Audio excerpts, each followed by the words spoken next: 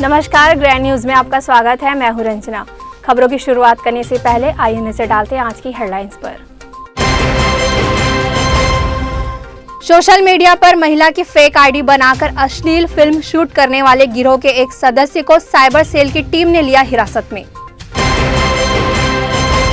Chhattisgarh Olympic संघ के महासचिव गुरुचरण सिंह होरा ने सीपीएल खेल में खिलाड़ियों का बढ़ाया मान। छत्तीसगढ़ के 2 कैबिनेट मंत्री व विधायक रहे शामिल।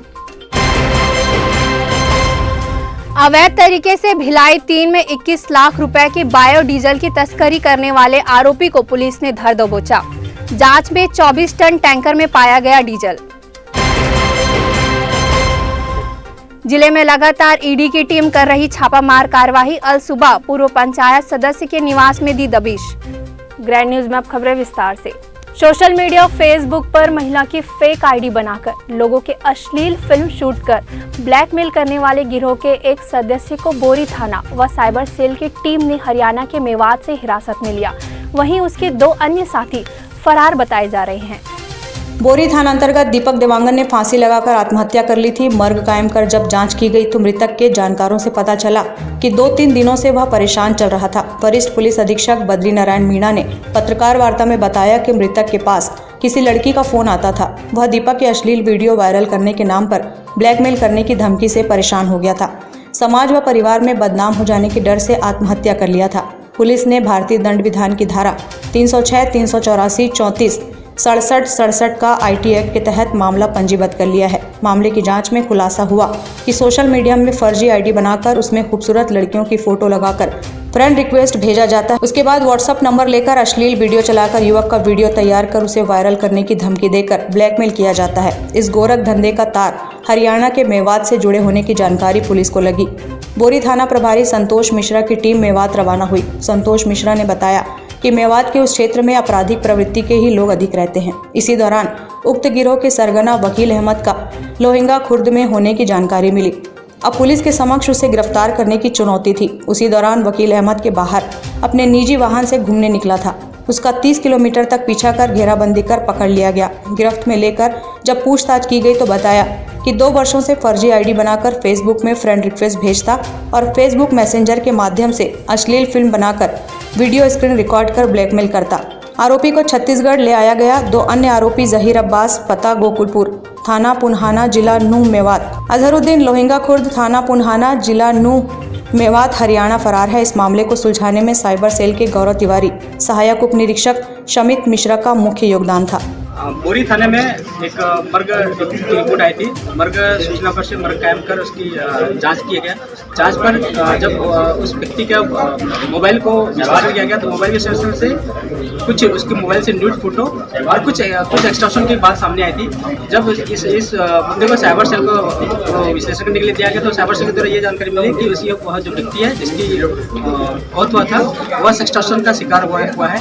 इसके पश्चात पुलिस अधीक्षक महोदय द्वारा प्रकरण को गंभीरता से लेते हुए साइबर सेल की टीम और थाना बोरी की टीम, थाना बोरी के प्रभारी के नेतृत्व में एक टीम रवाना किया गया था उस आरोपी की पता तलाश के लिए। आरोपी पता तलाश में यह पता चला कि जो व्यक्ति है, जो ग्रुप है, यह मेवात हरियाणा का ग्रुप है। यह एक्सटॉर्शन करते हैं। एक्सटॉर्शन ये एक व्यक्ति का जो नेट सर्फिंग करते हैं, नेट सर्फिंग में जब अनसिक्योर्ड नेट सर्फिंग करते हैं तो इस अनसिक्योर्ड नेट सर्फिंग के माध्यम से उस व्यक्ति का डिटेल इनके द्वारा ले लिया जाता है और डिटेल लेने के बाद यह एक महिला का फेसबुक प्रोफाइल या आईडी बनाते हैं और उसके माध्यम से उस व्यक्ति से चैटिंग करते हैं। चैटिंग करने के बाद उससे वीडियो कॉल करते हैं। जब वो वीडियो कॉल को सामने वाला रिसीव कर लेता है तो उसमें सामने एक न्यूड एक महिला का वीडियो चलते रहता है। फिर उसका ये रिकॉर्डिंग करते हैं। रिकॉर्डिंग करने के बाद उसको उस व्यक्ति को भेजते हैं कि हमने आपका ये वीडियो बनाया है, आप पैसा दीजिए नहीं तो इसको वायरल करेंगे या आपके परिवारजनों को भेजेंगे। इस तरह से पैसे का उगाही करते हैं। अब जब वह पैसा नहीं देता है तो पैसे की मांग फिर पुनः करते हैं। पैसे नहीं देता है तो वह एक पुलिस वाला अधिकारी, साइबर सेल का अधिकारी बनकर उसको डराते धमकाते हैं। इस तरह का यह केस था। इस केस में साइबर सेल की जो टीम है और बोरी थाने की टीम ने बहुत अच्छा उत्कृष्ट कार्य किया गया है और इसमें एक आरोपी को जो इस मर्ग के प्रकरण में जिसमें अपराध पंजीबद्ध किया गया है, अपराध धारा 306, 384, 34 और 88 के तहत अपराध पंजीबद्ध कर आरोपी को गिरफ्तार किया गया और उस आरोपी को न्यायालय भेजा। इस केस में एक वकील अहमद है जिसको गिरफ्तार किया गया। इसके अतिरिक्त और 2 अन्य आरोपी हैं, जहीर अब्बास और अजरुद्दीन, जो फरार हैं। उनकी पता तलाश से की जा रही है। और इस प्रकरण के संबंध में जो हमारी टीम है जो वहाँ पे गई थी, उनके द्वारा और क्या कार्रवाई किया गया, किस तरह से इन्होंने इस आरोपी को पकड़ा, जो जिस स्थान पे ये लोग गए थे वो स्थान अति संवेदनशील क्षेत्र था। लगातार हमारी जो टीम है 7-8 दिन तक वहाँ पे खेतिहर मजदूर बन के काम किए और वेट किए कि किस तरह से उस आरोपी को हम पकड़ सकें। और इसके संबंध में विस्तृत रूप से जो थाना प्रभारी बोरी है, जिन्होंने टीम को लीड किया था, वहाँ स्पॉट में पहुँचे थे और आरोपी को गिरफ्तार करने में सफलता हासिल की थी। विस्तृत रूप से आपको बताएंगे। वही के दौरान इस पूरे मामले में साइबर क्राइम के तकनीकी विश्लेषण के बाद आरोपी हो चुकी थी, लेकिन टीम के वहाँ पहुँचने के बाद टीम के लिए एक चैलेंजिंग जॉब था कि आरोपियों की पकड़ा कैसे जाए, क्योंकि आप सभी लोग जानते हैं कि मेवात क्षेत्र बहुत ही संवेदनशील क्षेत्र है। सबसे पहले हमारे पास एक चैलेंज था कि अपनी गोपनीयता बनाए रखना, कि हम लोग अपनी गोपनीयता, ताकि लोगों को पता ना चल सके कि टीम पुलिस में यहाँ आई है। हम लोगों ने लगभग जो हमारा एरिया था, जो ऑपरेशन था, वहाँ से लगभग 35-40 किलोमीटर स्टे किया। स्टे करने के बाद हम अपनी गाड़ियों को बदल कर वहाँ के लोकल इंटेलिजेंस को हमने वहाँ बनाया, जो पिछले ऑपरेशन पे हम जो बना के रखे थे, उन इंटेलिजेंस को हमने इम्प्रूव किया और उनकी मोटरसाइकिल बाइक जो लेने के बाद हम अंधेरे होने के बाद रात के समय वहाँ जाते थे और मोटरसाइकिल से आरोपियों के घर को देख लेते थे। दिन के समय जब हमको उनको देखना होता था तो हम सिविल ड्रेस में लुंगी या पैंट पहन के, सर पे गमछा बांध के खेतों में जाके वहाँ इस तरह से घूमते रहते थे। इसके बावजूद भी हमको ये पता था कि आरोपी घर पर है, लोकेशन है, क्योंकि वहाँ जिस गांव में लोहंगम हम लोग गए थे, हमारे आने के एक दिन पूर्व भी वहाँ जो पक्षों में खूनी संघर्ष हुआ था, गोलियां भी चली थी। तो उसके बावजूद वहाँ पुलिस इतनी बिजी थी वहाँ की कि हमारे मुद्दे में ध्यान देने पर उतना ज़्यादा नहीं थी। इसके बावजूद हम लगातार उसको देखते रहे, आरोपी की कब वहाँ घर से बाहर निकलेगा, कब उस रेडियस से बाहर निकलेगा। लगभग 8-9 दिन उसको वॉच करते करते जब हमको एक दिन ऐसा लोकेशन आया कि वो घर से बाहर निकला, लगभग 30-40 किलोमीटर दूर हम उनका पीछा करने के बाद हमने उसको एक हाईवे पे। इस दौरान यही था कि जो खूनी संघर्ष चला था और मेवात का जो एरिया है, जिस तरह से वहाँ की लोकल पुलिस और जो लोग बताते हैं कि घर से उनको लेकर आना बड़ा ही मुश्किल होता है। इसके बाद साथ ही साथ जब हमने आरोपी को कोर्ट में तब भी किया, तब भी वहाँ मेवात की जो भीड़ रहती है वो कोर्ट तक भी पहुँच जाती है। अच्छा।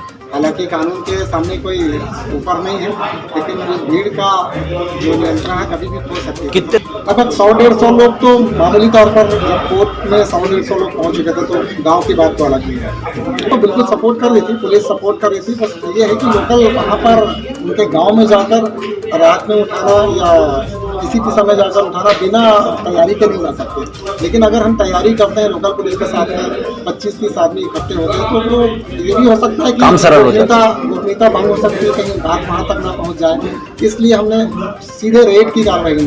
ग्रैंड न्यूज के लिए प्रशांत सिंह राजपूत के साथ निखिल कुमार पाठक की।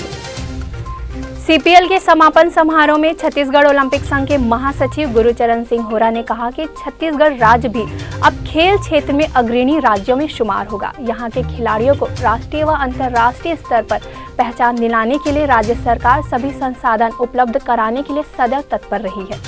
क्रिकेट लीग मैच की तर्ज में आयोजित सीपीएल के समापन समारोह में मुख्य अतिथि के रूप में खेल एवं युवा कैबिनेट मंत्री उमेश पटेल मुख्य रूप से उपस्थित थे। इस फाइनल मैच के दौरान आबकारी मंत्री कवासी लखमा, ओलंपिक संघ के महासचिव गुरुचरण सिंह होरा, विधायक देवेंद्र यादव, जिला कांग्रेस कमेटी के अध्यक्ष मुकेश चंद्राकर विशेष रूप से उपस्थित रहे। देखिए, माननीय भूपेश बघेल जी के ओलंपिक संघ के अध्यक्ष बनने के बाद खेलों की बाहर आ गई। आप देख रहे होंगे बस्तर से लेकर सरगुजा तक के लोग खेल रहे हैं, तो खेलों में क्रांति आई है। उसका एक मात्र कारण है कि हमारे मुख्यमंत्री जी का खेलों के प्रति बहुत लगाव है। ओलंपिक संघ महासचिव होने के साथ आज 2 टूर्नामेंट, एक स्टेट लेवल का बैडमिंटन का मैंने समापन किया रायपुर में, और आज हमारे कवासी लखमा जी उद्योग और आबकारी मंत्री जी विशेष अपनी टीम को सहयोग करने के लिए अपना बस्तर का दौरा स्थगित कर हेलीकॉप्टर से यहाँ पहुँचे। उनका ये लगाव जो है खेल के प्रति मैं बहुत उपयोगी मानता हूँ, और हमारे मंत्री जी और ऐसे लोगों को उत्साहित करते रहेंगे। तो बस्तर जैसी जगह से अबुझमाड़ टाइगर जो है वो खेल रही है, अभी बैटिंग कर रही है। बिलासपुर की टीम बैटिंग कर चुकी है। रोमांचक मैच है, लाइव मैच है। लोगों को, मीडिया मोबाइल, इससे बच्चों को दूर करके ऐसे आयोजन करने के लिए मैं प्रवीण भाई जो हमारे कांग्रेस के स्पोर्ट्स सेल के अध्यक्ष हैं, उनको विशेष रूप से बधाई दूंगा। बहुत कठिन परिस्थितियों में ये मैच कराया है। मैं जानता हूँ क्रिकेट संघ को और उनको भी, उसके सारा जोर लगाने के बावजूद उन्होंने स्थापित कर दिया। रायपुर, भिलाई और बिलासपुर में मैच करके दिखा दिया कि वो बहुत अच्छा आयोजन कर सकते हैं। उनको बहुत बड़ी शुभकामनाएं। आईपीएल की तर्ज पर मैच हो रहे हैं, इस तरह के आयोजन और भी किस तरह होना चाहिए? देखिए, इस तरह के आयोजन लगातार होते रहेंगे तो हमारे प्रदेश के और हमारे शहरों से लोग, बच्चे निकल के राष्ट्रीय और अंतर्राष्ट्रीय स्तर में अपना नाम अंकित करेंगे। वो दिन दूर नहीं होगा जब भिलाई और यहाँ के खिलाड़ी जो हैं वो वर्ल्ड कप में और आप वनडे में और आईपीएल में खेलते हुए नजर आएंगे।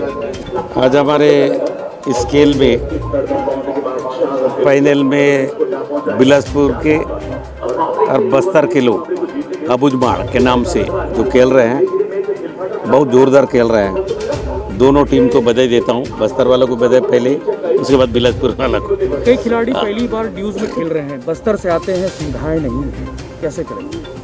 बस्तर में कम सुविधा के बावजूद भी बढ़िया खेलते हैं, मेहनती लोग हैं।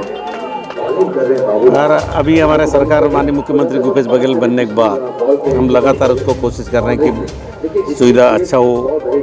जगदलपुर, दंतेवाड़ा, सुकमा आने को जगह कुछ चालू किए हैं। और उसके बावजूद भी बस्तर के लोग नांगर जोतने वाले हैं, मेहनत करने वाले लोग हैं, पहाड़ में रहने वाले लोग हैं, बहुत अच्छा कर रहे हैं। यूपी के परिणाम को लेकर क्या कहेंगे? ये खेल वाला बात करूँ, एक ही ईपी का परिणाम तो पुराना हो गया है। आरईपी का परिणाम जो जनता का जनादेश है उसको कांग्रेस पार्टी सम्मान करती है। हर आने वाला समय में ठीक करने का कोशिश जरूर करेंगे। देखिए, ये एक लंबी प्रोसेस थी। छत्तीसगढ़ के 32 जिलों में हम लोगों ने टैलेंट हंट का कार्यक्रम कराया। हर डिस्ट्रिक्ट में करीब 150, 200, 300 ऐसे खिलाड़ी एकत्र हुए और उनके बीच में हम लोगों ने डिस्ट्रिक्ट की टीमें बनाई। डिस्ट्रिक्ट की टीमें संभाग स्तर पर खेली। संभाग की टीमें उनके 15 दिनों के लगातार कई कैंप लगाए गए और उसके बाद में हमारे मोबाइल एप्लीकेशन में इनके परफॉर्मेंस को रजिस्टर्ड करने के बाद में हमने 250 खिलाड़ियों का, लगभग 4000 खिलाड़ियों में से चयन किया और इन 250 खिलाड़ियों का ऑक्शन कराने के बाद में छत्तीसगढ़ की 8 प्रमुख शहरों के नाम से बनाई गई टीमों में इन्हें शामिल किया और एक साथ प्रदेश व्यापी इस टूर्नामेंट को बनाने के लिए हम लोगों ने इसे भिलाई के सेक्टर 1 स्टेडियम के अलावा अंतर्राष्ट्रीय क्रिकेट स्टेडियम में, इसके अलावा बिलासपुर के रघुराजा स्टेडियम में भी हम लोगों ने मैचेस कराए।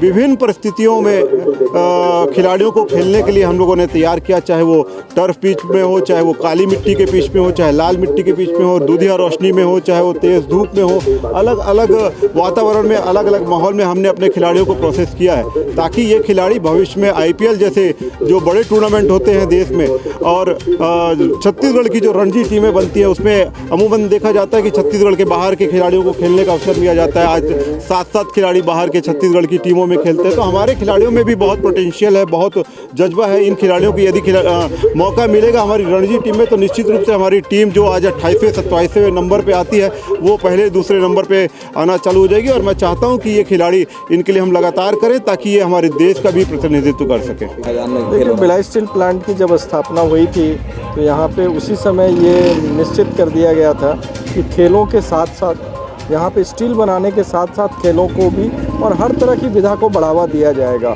और उसी में आप देखेंगे आज भिलाई के अंदर जितने ग्राउंड्स हैं, जितने तरह के खेलों को हम प्रोत्साहन देते हैं, उसी में ये एक भी खेल हो रहा है जो क्रिकेट का खेल हो रहा है। मुझे अच्छा यह लग रहा है कि पूरे छत्तीसगढ़ से सब जगह से टीमें और बड़ी मेहनत के बाद इन्होंने यहाँ पे इस टीम को लाया है और उसमें हम सहयोगी बन रहे हैं। ये हमारे लिए गर्व की बात है। Thank you. नहीं, एक बहुत अच्छा आयोजन था और पूरे प्रदेश भर के लिए अलग अलग 8 टीमों में बांटकर इसको किया गया था। एक टैलेंट हंट मैं इसको कहूँगा। जिस तरह से हमारे आज बस्तर की टीम ने जो परफॉर्मेंस यहाँ की है और हालांकि बिलासपुर की टीम ने भी बहुत अच्छा परफॉर्म किया है, लेकिन बस्तर की टीम ने जिस तरह से आउट परफॉर्म किया सभी चीज़ों में, सभी फील्ड में, तो मैं यही कहूँगा कि हमें इस तरह की टैलेंट हंट करने की ज़रूरत है। और जो हमारे गाँव में जो टैलेंट है जो निखर के नहीं आता है, इन आयोजनों के जरिए वो सब निकल के आएंगे। तो सरकार का किस तरह से इसमें? जी, हमारा पूरा सहयोग रहा है, चाहे अंतर्राष्ट्रीय मैदान की बात हो। ये जब खेल हो रहे थे अंतर्राष्ट्रीय मैदान में, तो इस आयोजन को पूरा सहयोग किया गया है सरकार के द्वारा, और जो एक मिनिमम राशि के द्वारा उसको उपलब्ध करा दिया गया है ताकि किसी को भार भी मत पड़े। और अन्य जो सहयोग है वो भी सरकार के द्वारा इसमें किया जा रहा है, क्योंकि इसमें बेसिकली जो टैलेंट है हमारे दूर दराज के जगहों से, वो टैलेंट निखर के सामने आए, यही हमारी मंशा है। और ना सिर्फ क्रिकेट में बल्कि अन्य खेलों में भी इसी तर्ज में हम लोग आगे करने का प्रयास कर रहे हैं। ग्रैंड न्यूज़ के लिए अतुल शर्मा के साथ निखिल कुमार पाठक की रिपोर्ट। ऑनलाइन परीक्षा लिए जाने की मांग को लेकर दुर्ग जिले के छात्र छात्राओं ने एनएसयूआई के बैनर तले दुर्ग हेमचंद विश्वविद्यालय का घेराव कर कुलपति के नाम ज्ञापन सौंपा। सोमवार का दिन हेमचंद विश्वविद्यालय के लिए काफी हंगामेदार रहा, जब एनएसयूआई के कार्यकर्ता, पदाधिकारी व दुर्ग जिले के विभिन्न महाविद्यालय के छात्र छात्राएं विश्वविद्यालय का घेराव करने पहुंचे। दरअसल छात्रों की मांग थी कि जिस तरीके से ऑनलाइन पढ़ाई करवाई गई है, उसी पद्धति से महाविद्यालय की परीक्षा भी ली जाए। छात्र छात्राएं अपनी मांगों को लेकर जब हेमचंद विश्वविद्यालय का घेराव करने पहुंचे, तब पहले से मौजूद पुलिस बल ने उन्हें विश्वविद्यालय के मुख्य गेट पर ही रोक लिया। तब आक्रोशित छात्रों ने यूनिवर्सिटी के मुख्य गेट पर बैठकर ही जोरदार प्रदर्शन किया और कुलपति से बात करने की मांग पुलिस प्रशासन के समक्ष रखी। मजबूरन कुलपति डॉक्टर अरुणा पलटा को छात्रों के बीच आना पड़ा और उनकी समस्याओं को सुनकर दो टूक शब्दों में उन्होंने कहा कि समय बर्बाद करने से अच्छा आप सभी अपनी पढ़ाई करें, क्योंकि राज्य शासन ने ऑफलाइन एग्जाम लिए जाने की बात पर अपनी मुहर लगा दी है। इस पर एनएसयूआई के प्रदेश सचिव आदित्य नारंग ने कहा कि जिस तरीके से ऑनलाइन पढ़ाई महाविद्यालय के छात्र छात्राओं को करवाई गई है, उसी तरह से परीक्षा भी ली जाए। एनएसयूआई के पदाधिकारी और जितने बाकी कॉलेज के जो विश्वविद्यालय के अंदर आते हैं, वहाँ के छात्र छात्रा आज आए हैं। जैसी शिक्षा वैसी परीक्षा को लेकर आज यहाँ पर एक घेराव किया जा रहा है विश्वविद्यालय का, और ज्ञापन सौंपा जाएगा माननीय मैडम को। तो उनसे यही आग्रह है कि जैसी शिक्षा वैसी परीक्षा का जो निवेदन बच्चे करना है वो हो जाए। कॉलेज की जो छात्र छात्राएँ हैं, उनका अभी तक क्लासेस भी नहीं हुई थी रेगुलर, और ऑनलाइन जो क्लासेस हुई थी, जो पिछड़े जहाँ से पढ़ते हैं, जहाँ पर नेट नहीं है और जहाँ पर लोग के सुविधा नहीं है, उनकी तो पढ़ाई हुई नहीं है। और क्लासेस अभी तक ऑनलाइन ही हुई है, ऑफलाइन तो एक भी क्लासेस नहीं है। और ऑनलाइन जो क्लासेस हुई उसमें बहुत सारी दुविधाएँ थी, इसलिए क्लासेस नहीं हो पा रही। इसलिए इस मुद्दे को लेकर हम यहाँ नहीं ऐसा कुछ नहीं है। अच्छा, आप पूरे जितने महाविद्यालय विश्वविद्यालय के अंदर जितने महाविद्यालय आते हैं, वहाँ खुद जाके पता कर सकते हैं स्वयं से। ऐसी कुछ भी वो नहीं है, सब विद्यार्थी खुद ही स्वयं आए हैं, तो कुछ ना कुछ उनके हित में होगा तभी तो आए हैं। आप और तमाम स्टूडेंट हैं अभी आप? जी, मैं एमए कर रहा हूँ। एक बार बोलिए। हम लोग बस इसी मांग को लेकर आज एनएसयूआई के पूरे छात्र छात्राएं और यहाँ स्टूडेंट इकट्ठा हुए हैं कि जैसी शिक्षा वैसी परीक्षा के लिए ज्ञापन मैडम को सौंप सकें। अब ये तो शासन के हाथों में है, शासन अगर चाहेगा तो एक उस साल भी माननीय मुख्यमंत्री जी ने दिया था आदेश, और लास्ट में एग्ज़ाम ऑनलाइन हुए थे। मान लो अगर नहीं होता है तो फिर एक बार और निवेदन करेंगे वहाँ शासन से जाके, और जाके बात करके अपना ज्ञापन, और कुछ प्रतिनिधि जाके वहाँ पर एक चर्चा करेंगे। आदित्य नारंग, प्रदेश सचिव एनएसयूआई। वहीं एनएसयूआई के आकाश कनौजिया और देविका यादव का कहना है कि विश्वविद्यालय द्वारा प्रदेश सरकार को गुमराह किया जा रहा है और गुमराह करके उन्हें छात्रों के भविष्य के साथ खिलवाड़ करते हुए ऑफलाइन एग्जाम लिए जाने पर मजबूर किया जा रहा है।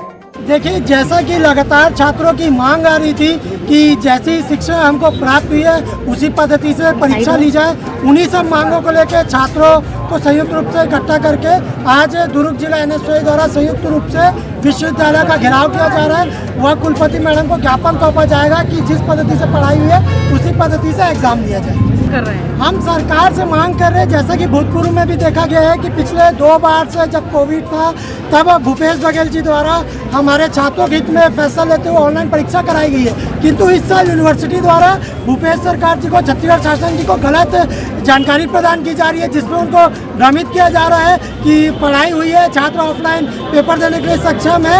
वही दिक्कतों दूर करने के लिए आज हमने यूनिवर्सिटी का घेराव किया, वह उनको सही जानकारी प्रदान की। मुख्यमंत्री जी से लगातार हमारे जो उच्च प्रतिनिधि है वह संपर्क कर रहे हैं। वह हम जो छात्र प्रतिनिधि है दुर्ग जिला के एनएसयूआई के हैं, वह लगातार छात्रों के साथ यूनिवर्सिटी को भी हम दबाव बना रहे हैं कि वह भूपेश सरकार जी को, छत्तीसगढ़ शासन को सही जानकारी प्रदान करें। मैडम, देखा जाए कि स्कूल की पढ़ाई एक अलग लेवल की होती है। जैसा कि आपको पता होगा, 12वीं के जो छात्र थे जो कि प्रमोट होकर सीधा फर्स्ट ईयर में आए थे, तो वह 2 साल से लगातार ऑनलाइन एग्जाम दिया जा रहा है। आज तो उन्होंने कॉलेज में ऑफलाइन का एक एग्जाम एग्जाम नहीं दिया। तो अगर उन छात्रों को अचानक से आप ऑफलाइन एग्जाम देने बोलोगे जिसका उन्होंने पूरे से तैयारी नहीं किया, वह एग्जाम कैसे देंगे?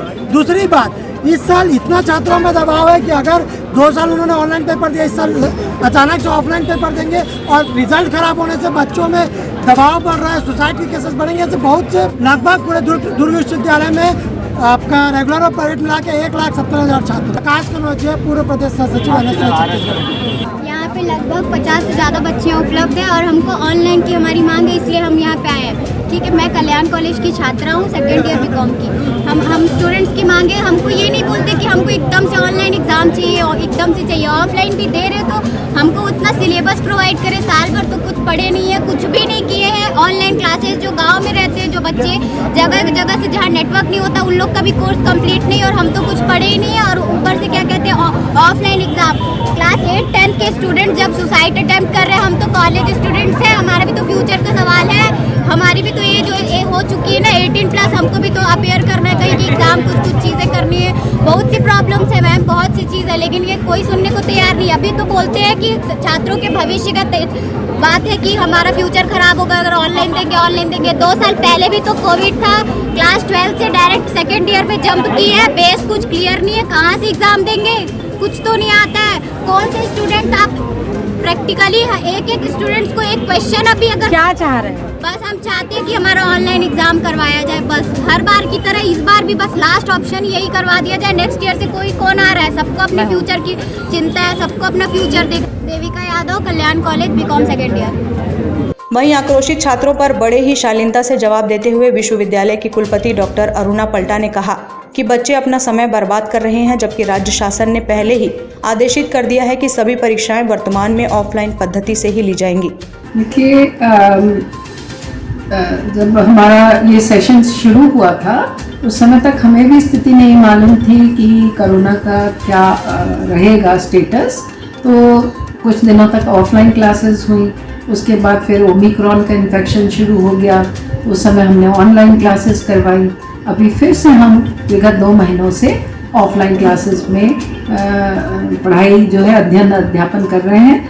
और मुझे बताते हुए बड़ा अच्छा लग रहा है कि हमारे विश्वविद्यालय की सभी प्रायोगिक परीक्षाएं ऑफलाइन ख़त्म हो चुकी हैं और जो बच्चों के इंटरनल असेसमेंट होते हैं वो भी ऑफलाइन ख़त्म हो चुके हैं। बच्चों ने ये डिमांड की थी कि अभी कोर्स कंप्लीट नहीं हुआ है, उसको ध्यान में रखते हुए दुर्ग विश्वविद्यालय ने ये निर्णय लिया है कि बच्चों को पढ़ने के लिए अधिक समय मिले, इसलिए हमने प्राइवेट की परीक्षाएं जो हैं वो 1 तारीख से प्रारंभ की हैं और जो हमारे रेगुलर बच्चे हैं उनकी परीक्षाएं हमने 16 तारीख से की हैं। और जितनी छोटी बड़ी क्लासेस हैं जैसे BA, BCom, BSc, इनकी परीक्षाएं हम और देर से कर रहे हैं। करीब 25 मार्च के आसपास उनकी परीक्षाएं शुरू हो रही हैं, केवल इस बात को ध्यान में रखते हुए कि बच्चों को पढ़ने का पर्याप्त अवसर मिले। कॉलेजेस से भी हमने ये अनुरोध किया है कि परीक्षा शुरू होने के कम से कम 1 हफ्ते पहले तक के पूरी क्लासेस ऑफलाइन लगाएं, जिससे बच्चों को जो भी समस्याएं हैं अपने कोर्स से संबंधित उसको वो सॉल्व करें।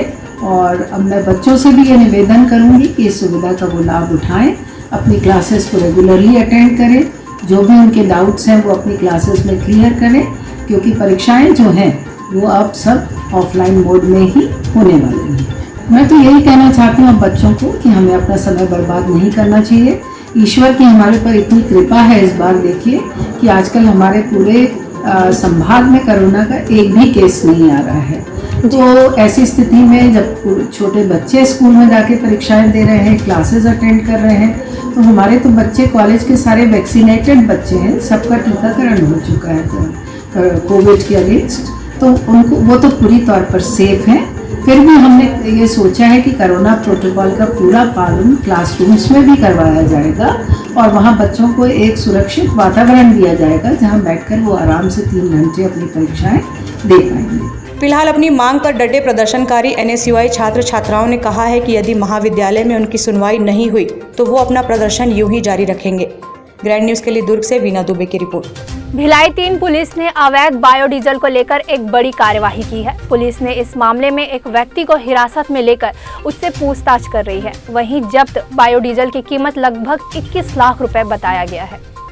पुरानी भिलाई थाना के टीआई विनय सिंह बघेल ने इस मामले में जानकारी देते हुए बताया है कि हथखोज स्थित दुर्गा स्टील कंपनी में बायोडीजल से भरा टैंकर होने की जानकारी जब पुलिस को प्राप्त हुई तब कंपनी में थाने की टीम ने दबिश दी, जहां जांच करने पर टैंकर में 24 टन डीजल पाया गया, जिसके संबंध में कंपनी के मैनेजर चंद्रशेखर सिंह से दस्तावेज प्रस्तुत करने को कहा गया, लेकिन वह कोई भी कागज पेश नहीं कर सका।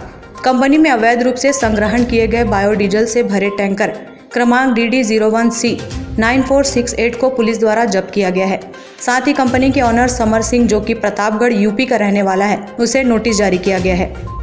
जानकारी प्राप्त हुई कि हथखोज इंडस्ट्रियल एरिया में दुर्गा स्टील रोल्स में बायोडीजल का अवैध संग्रहण किया गया है। जो सूचना पर थाना से टीम लेकर रवाना हुआ। रेड करने पर वहाँ पे एक टैंकर जिसका क्रमांक DD01C 9468 है, उसमें 24 टन बायोडीजल पाया गया। बायोडीजल के रखने के संबंध में नोटिस जारी की गई है और इसमें जो मुख्य अनावेदक है वो चंद्रशेखर सिंह पिता दीनानाथ सिंह है, जो कि बनारस यूपी का रहने वाला है। और इस फर्म के मूल स्वामी समर सिंह है, जो कि प्रतापगढ़ यूपी के रहने वाले हैं। ये करीबन 21 लाख के आसपास का। ग्रैंड न्यूज़ के लिए प्रशांत सिंह राजपूत के साथ निखिल कुमार पाठक की रिपोर्ट। एक केबल ऑपरेटर कर्मी ने महिला को घर में अकेले पाकर उसके साथ अनाचार किया। इसके बाद वह आरोपी भाग खड़ा हुआ। महिला ने घटना की जानकारी जब अपने पति को दी तो उसके बाद वैशाली नगर थाने में जाकर मामले की शिकायत दर्ज कराई गई। वैशाली नगर टीआई वीरेंद्र श्रीवास्तव ने बताया कि रामनगर स्कूल के पीछे रहने वाला आरोपी ढाल सिंह साहू, उम्र 34 साल, केबल ऑपरेटर के यहाँ बिल वसूली का काम देखता है। शनिवार दोपहर 1:30 बजे वह एक घर में केबल का बिल मांगने गया था। महिला का पति सुबह 8 बजे ड्राइवर का काम करने भिलाई स्टील प्लांट चला गया था। 10 बजे के करीब जब ढाल सिंह पहुंचा तो घर पर 36 वर्षीय महिला अपने 8 साल के बेटे के साथ घर पर थी। बेटा दूसरे कमरे में टीवी देख रहा था। महिला पूजा कर रही थी। महिला को अकेला देख आरोपी की नीयत डोल गई। वह धीरे से अंदर आने वाले कमरे तक गया और कुंडी लगाकर बेटे को बंद कर दिया। इससे पहले कि महिला कुछ समझ पाती, वह उस पर हावी हो गया। महिला से अनाचार करने के बाद आरोपी वहां से भाग गया। इसके बाद महिला ने फोन पर घटना के बारे में पति को बताया। खबर लिखे जाने पर आरोपी गिरफ्तार नहीं हो पाया है। रामनगर क्षेत्र में ढाल सिंह साहू, उम्र लगभग 35 वर्ष होगी, ये केबल कनेक्शन का पेमेंट इकट्ठा करने का काम करते हैं।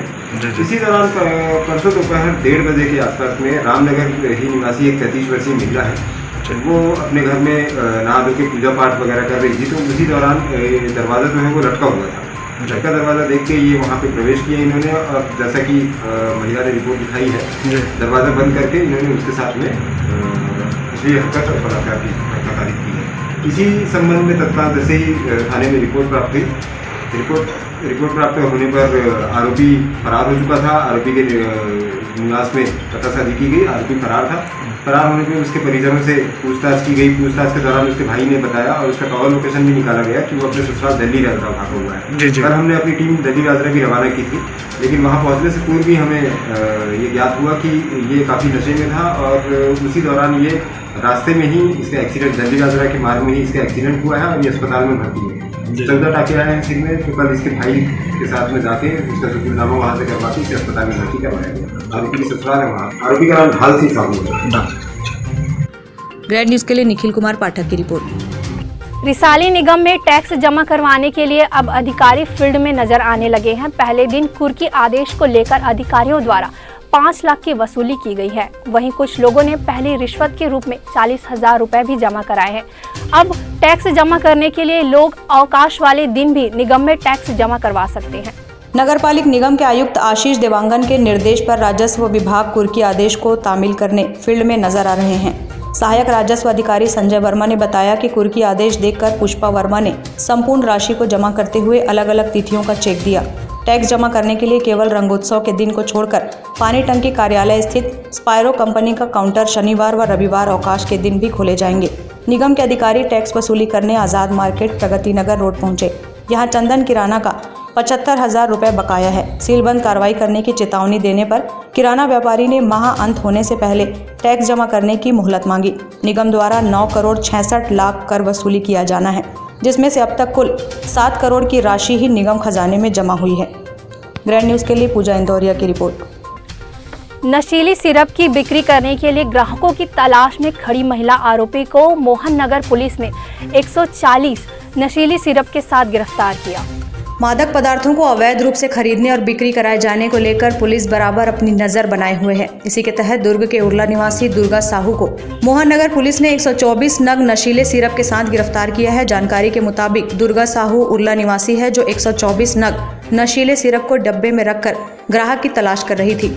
मुखबिर की सूचना पर दुर्गा साहू को नशीले सिरप के साथ गिरफ्तार किया गया है। सिरप की कीमत लगभग 19,220 बताई जा रही है। उक्त विषय को लेकर मोहन नगर थाना प्रभारी जितेंद्र वर्मा ने कुछ इस तरह की जानकारियां दी। मोहन नगर थाना व दुर्ग अनुभाग के द्वारा CSP सर के हमरा पे 22/8 खा नारकोटिक्स एक्ट के तहत कार्रवाई किया गया, जिसमें करीब 124 नग कोडिंग युक्त सिरप जब्त किया गया है। आरोपिया दुर्गा साहू जो कि अटल आवास उर्ला की रहने वाली है। मुखबिर सूचना के आधार पे अटल आवास उर्ला के पास ही एक मरघट के पास अपना सिरप बेचने के लिए किसी ग्राहक की तलाश कर रही थी, जिस पे पुलिस द्वारा उसमें पकड़कर पूछताछ कर कार्रवाई की। इसका कुछ पुराना आपराधिक रिकॉर्ड मोहन नगर थाने में दर्ज है। ग्रैंड न्यूज़ के लिए दुर्ग से वीना दुबे की रिपोर्ट। दुर्ग जिले के पाटन विधानसभा क्षेत्र में एक कांग्रेस नेत्री के यहां ईडी की टीम ने छापामार कार्यवाही की। सूत्रों के अनुसार आज सुबह 13 सदस्यीय अधिकारियों की टीम ने दक्षिण पाटन के गातापार गांव में दबिश दी और पाटन के पूर्व जिला पंचायत सदस्य जयंत साहू और विमल साहू के घर रेड किया। गौरतलब है कि छापेमार कार्रवाई में प्राप्त किए गए लीड के अनुसार दस्तावेज को अधिकारी खंगालते रहे। पूर्व जिला पंचायत सदस्य जयंती साहू के भाई विमल साहू हैं, जो कि खनन के काम से जुड़े हुए हैं। इसके अलावा प्रवर्तन निदेशालय ईडी की टीम ने दल्ली राजहरा सहित अन्य जगहों पर उनके रिश्तेदारों के यहाँ भी दबिश दी है। फिलहाल प्रेस को कार्रवाई के संबंध में कोई ज्यादा जानकारी नहीं दी गई है, लेकिन अधिकारियों ने कार्रवाई के बाद प्रेस रिलीज जारी किए जाने की बात कही है। वहीं बालोद में भी पूर्व में मनी लॉन्ड्री के केस में गिरफ्तार सुभाष शर्मा के घर पर भी ईडी की छापामारी कार्रवाई जारी है।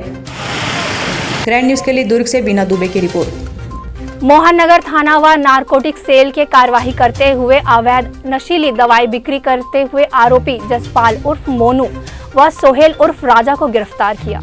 बीते रविवार को मुखबिरी से सूचना मिली कि तालपुरी एवं तकियापारा दुर्ग निवासी जसपाल उर्फ सोनू सिंह एवं सोहेल सोलंकी ओवरब्रिज के नीचे बरगद पेड़ के पास सिकोला भाटा दुर्ग में अपने अपने आधिपत्य के नीला एवं खाकी रंग के कार्टून के अंदर नशीली टैबलेट एवं कैप्सूल को लेकर बैठे हैं। तत्काल मुखबिर की सूचना मिलने पर जितेंद्र कुमार यादव नगर पुलिस अधीक्षक दुर्ग द्वारा निरीक्षक जितेंद्र वर्मा थाना प्रभारी मोहन नगर के नेतृत्व में टीम गठित की गई और टीम द्वारा मुखबिर के बताए हुए स्थान सिकोला भाटा दुर्ग रवाना हुए, जहां मौके पर पहुंचकर मुखबिर के बताए हुलिया के व्यक्ति को घेराबंदी कर 2 व्यक्तियों को पकड़ा गया, जिससे नाम व पता पूछने पर पहले ने अपना नाम जसपाल उर्फ सोनू सिंह एवं दूसरे ने सोहेल सोलंकी श्री सुंदरम मॉल के पीछे तकियापारा थाना सिटी कोतवाली दुर्ग का रहने वाला बताया तथा उसके कब्जे में रखे खाकी व नीला रंग के कार्टून के बारे में पूछताछ करने पर दोनों आनाकानी करने लगे। सख्ती से पूछने पर खाकी एवं नीले रंग के कार्टून के अंदर नशीली टैबलेट एवं कैप्सूल के डिब्बे पाए गए, जिसमें नशीली टैबलेट कुल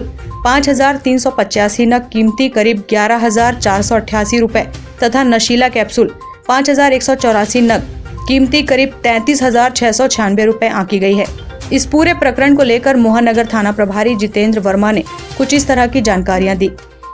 दुर्ग अनुभाग के अंतर्गत CSP सर के हमरा पे नशे के विरुद्ध नशा करने वाले और नशा इस तरह के बेचने वालों के खिलाफ अभियान चलाया जा रहा है, जिसमें कि जसपाल उर्फ सोनू सिंह व सोहेल सोलंकी 2 व्यक्तियों को पुलिस के द्वारा गिरफ्तार किया गया है। इनके खिलाफ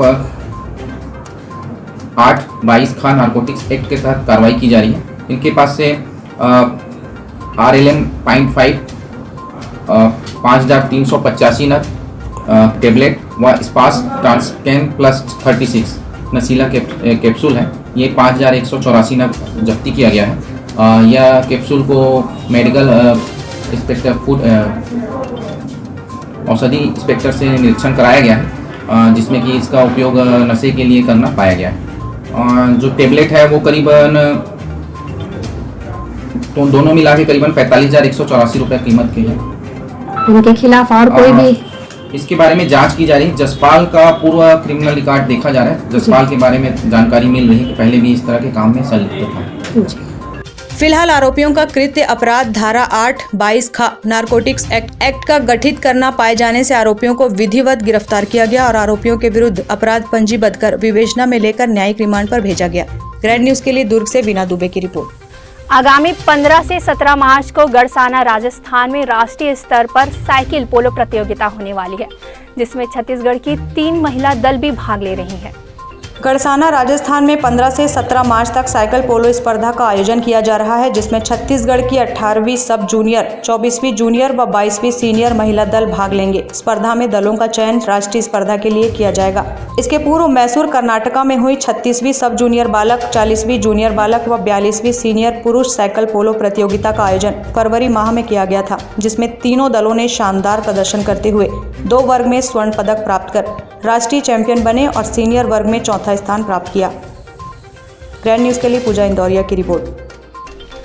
कुशाभाऊ ठाकरे की स्मृति में दुर्ग जिला भाजपा कार्यालय में विशेष बैठक का आयोजन किया गया, जिसमें भारतीय जनता पार्टी के समस्त कार्यकर्ता व वरिष्ठ पदाधिकारी मौजूद रहे। भारतीय जनता पार्टी की कार्य योजना को नीचे तक विस्तार से पहुंचाने आगामी 11 अप्रैल से 30 अप्रैल के मध्य पूरे प्रदेश में एक साथ कार्य विस्तार योजना कुशाभाऊ ठाकरे की स्मृति में तैयार की जाएगी, जिसे लेकर सोमवार को दुर्ग जिला भाजपा कार्यालय में एक विशेष बैठक का आयोजन किया गया। बैठक में राष्ट्रीय स्तर से लेकर मंडल स्तर के पदाधिकारी व कार्यकर्ता शामिल रहे। बैठक का उद्देश्य हर शक्ति केंद्र व मतदान केंद्र में जाकर कार्य विस्तार करना व बीजेपी की योजनाओं को जन जन तक पहुँचाना व मतदाताओं की सूची तैयार कर आगामी चुनाव के लिए रणनीति तैयार करना रहा। बैठक को लेकर भारतीय जनता पार्टी के वरिष्ठ नटवर ताम्रकार व वरिष्ठ बीजेपी नेता ने कुछ इस तरह की जानकारियां दी। जिस प्रकार से उत्तर प्रदेश, उत्तराखंड, गोवा और मणिपुर 4 राज्यों भारतीय जनता पार्टी ने जो विजय हासिल किया है और कार्यकर्ता में पूरा ऊर्जा के साथ में आने वाले 2023 के चुनाव में भारतीय जनता पार्टी पूर्ण बहुमत के साथ में छत्तीसगढ़ में सरकार बनाएगी, पूरे कार्यकर्ता में ऊर्जा और जोश के साथ में। भारतीय जनता पार्टी के पितृपुरुष और वरिष्ठ नेता कुशाभाऊ ठाकरे की जन्म शताब्दी हम लोग मना रहे हैं। उसके जन्म शताब्दी पर भारतीय जनता पार्टी के कार्य को नीचे तक विस्तार देने के लिए भारतीय जनता पार्टी के सारे वरिष्ठ लोग, जिसमें राष्ट्रीय पदाधिकारी से लेकर मंडल के पदाधिकारी शामिल हैं, ये 10-10 दिन का समय देंगे और हर जो हमारे शक्ति केंद्र होते हैं और मतदान केंद्र होते हैं वहाँ तक जाके हम भारतीय जनता पार्टी के कार्य विस्तार के लिए वो प्रयास करेंगे, जिसमें लोगों से मिलना जुलना, लोगों के समस्याओं को जानना, भारतीय जनता पार्टी के कार्यकर्ताओं की सूची बनाना, ऐसे युवा से मिलना जिनको सरकार का लाभ मिल रहा है, उनको सही लाभ मिल रहा है कि नहीं, सब विषय को लेकर आज की बैठक थी, जिसको 11 अप्रैल से 20 अप्रैल के मध्य पूरे प्रदेश में एक साथ कुशाभाऊ ठाकरे जी की स्मृति में ये हमारी कार्य विस्तार योजना भारतीय जनता पार्टी कर रही है। ग्रैंड न्यूज के लिए दुर्ग से बीना दुबे की रिपोर्ट। ग्रैंड न्यूज की बुलेटिन में फिलहाल इतना ही। मुझे दीजिए इजाजत। नमस्कार।